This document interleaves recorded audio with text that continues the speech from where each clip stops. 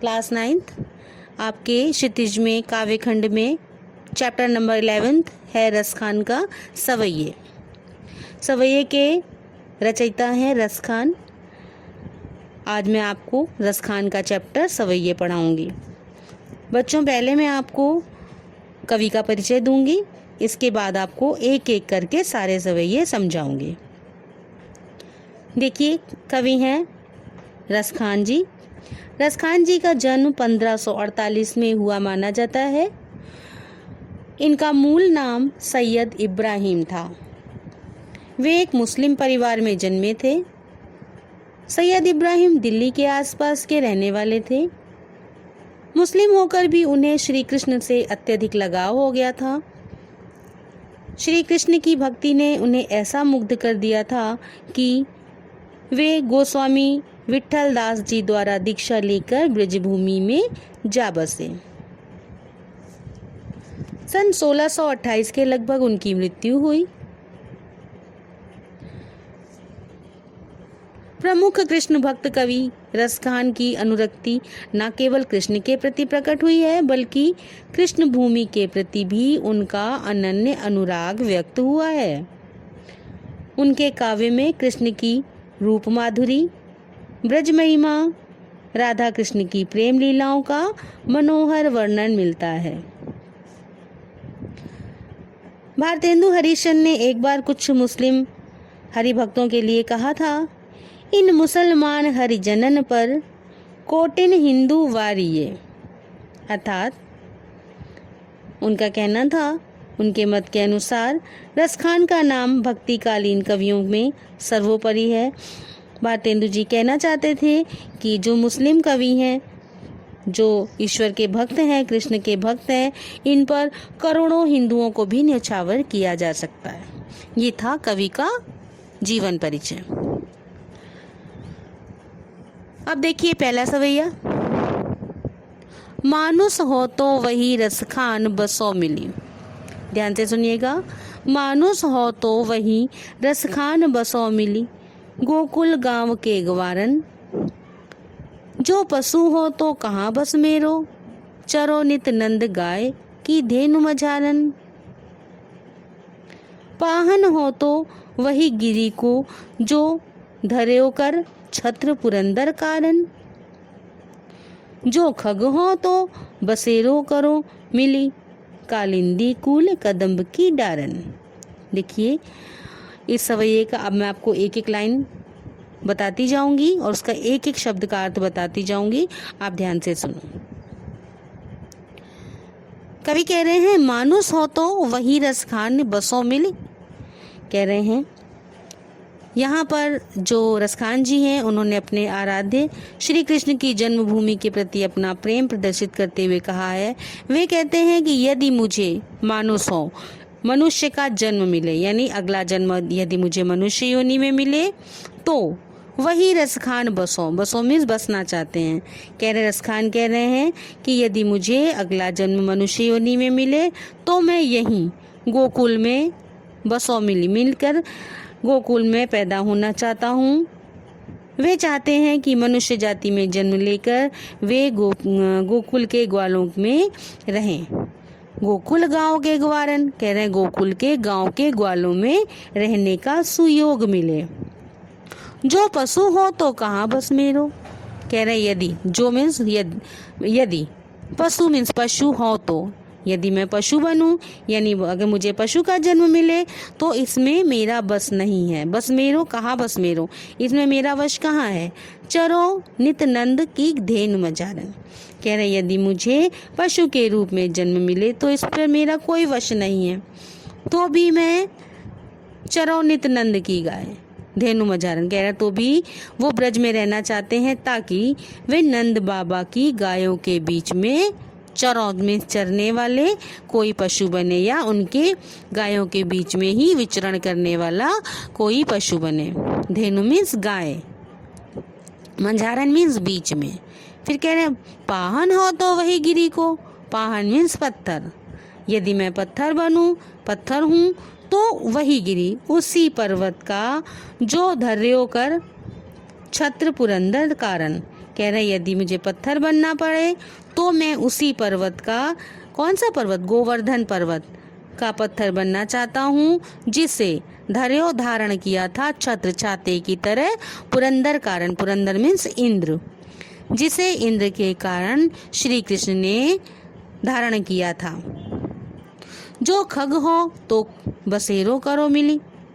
कह रहे यदि मैं खग, खग मीन्स पक्षी, अगर मैं पक्षी बनूं तो बसेरो करो, तो मैं अपना बसेरा करना चाहूँगा।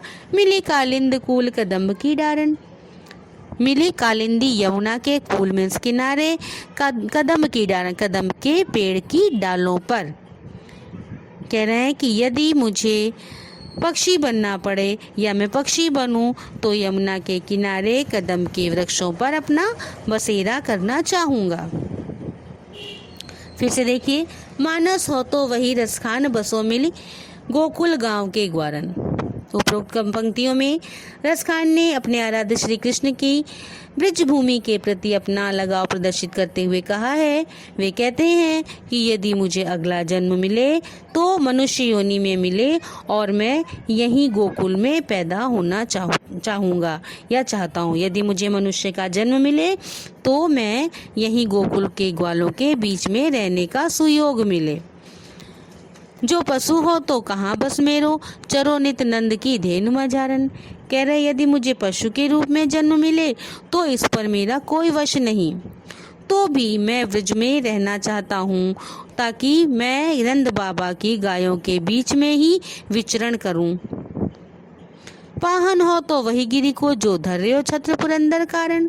कह रहे यदि मुझे पत्थर बनना पड़े तो भी मैं उस पर्वत का, गोवर्धन पर्वत का पत्थर बनना चाहता हूँ या चाहूँगा जिसे श्री कृष्ण ने इंद्र के प्रकोप से बचाने के लिए, जब इंद्र ने अपना प्रकोप किया तो बहुत वर्षा की, तो इंद्र के प्रकोप का रूप वर्षा से बचाने के लिए अपनी तर्जनी उंगली पर उठाया था।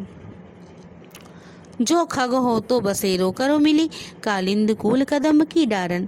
यदि पक्षी बनूं तो मैं यमुना के किनारे कदम्ब के वृक्षों पर अपना बसेरा करना चाहूँगा, कदम्ब की डालों पर घर बनाकर रहना चाहूँगा। कुल मिलाकर रसखान हर हाल में श्री कृष्ण के सानिध्य में रहना चाहते हैं, चाहे इसके लिए उन्हें कितनी भी परेशानी का सामना क्यों ना करना पड़े। अगला सवैया सेकंड देखिए, या लकुटी अरु कामरिया पर राज तिहुपुर को तजडारो। आठों सिद्धि नवो निधि को सुख नंद की धेनु चराए बेसारू। रस खान कबो इन आखिन सो ब्रज के बन बाग तडाग निहारो। कोटिक और एकल घोत के धाम करील के कुंजन ऊपर वारो। कह रहे या लकुटी, लकुटी मीन्स लाठी, अरु कामरिया, अरु मीन्स और कामरिया कंबल। यहाँ पर रसखान जी कह रहे हैं कि यदि उन्हें कृष्ण की लाठी और उनका कंबल मिल जाए तो वे उस लाठी और कंबल के लिए तीनों लोकों के राज्य को भी तज देना चाहते हैं, छोड़ देना चाहते हैं। टिहू पर, इस पर यदि उन्हें लाठी और कृष्ण की लाठी और कंबल मिल जाए तो उस पर तीनों लोग, तीनों लोगों को के राज्य को तजडारू छोड़ देना चाहेंगे। आठों सिद्धि नवो निधि। कह रहे हैं कि यदि उससे उन्हें आठों सिद्धियां और 9 निधियों का सुख मिले तो भी वे उस सुख को नंद की धेनु चराए बिसारो, नंद बाबा की गायों को चराने के लिए उसे अगर त्यागना पड़े तो वो त्याग देंगे, बिसारो छोड़ देंगे, भुला देंगे। रसखान कबो इन आँखिन सो। कह रहे हैं रसखान जी कह रहे हैं कभी इन आँखों से, कबो मीन्स कभी, इन आँखिन से, इन आँखों से ब्रज के वन, वन मीन्स वन हो गया, वन हो गया, बाग बागीचे, तड़ाग तालाब निहारो देखो। कह रहे हैं कि वे अपनी आँखों से जीवन भर ब्रज के वन, बागों और तालाबों को निहारना चाहते हैं। कोटिक हूँ कलघोत के धाम करील के कुंजन ऊपर वारो। रसखान जी कह रहे हैं कोटिक, कोटिक मीन्स करोड़ों, कोटिक करोड़ों, कलघोत के धाम, कलघोत सोने के महल, धाम मीन्स घर या महल, करील के कुंजन ऊपर। करील कहा है कटीली झाड़ियों को, कुंजन झाड़ियों को ऊपर वालों के ऊपर निछावर करने को तैयार हैं। देखिए, या लकुटी अरुका मरिया पर राजती हूँ पुर को तज डारो। यहाँ रसखान जी कह रहे हैं ग्वालों के बीच में श्री कृष्ण जिस लाठी और कंबल को लेकर फिरते थे वे अपनी गायों को चराते थे। यदि वो कंबल और लाठी उन्हें मिल जाए तो वे उन चीज़ों के लिए तीनों लोकों का राज्य भी त्यागना पड़े तो त्याग देंगे।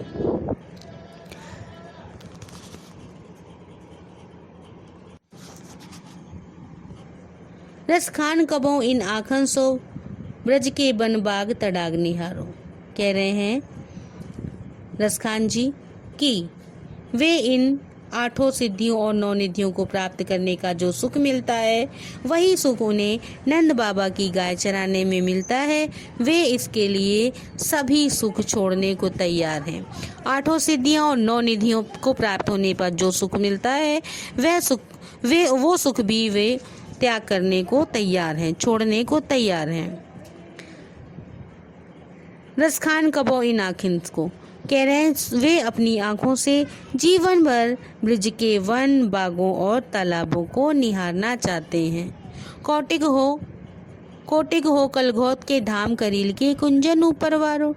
रसखान जी कहते हैं वे करोड़ों सोने के बने महल भी ब्रिज की कटीली झाड़ियों पर न्यौछावर करने को तैयार हैं।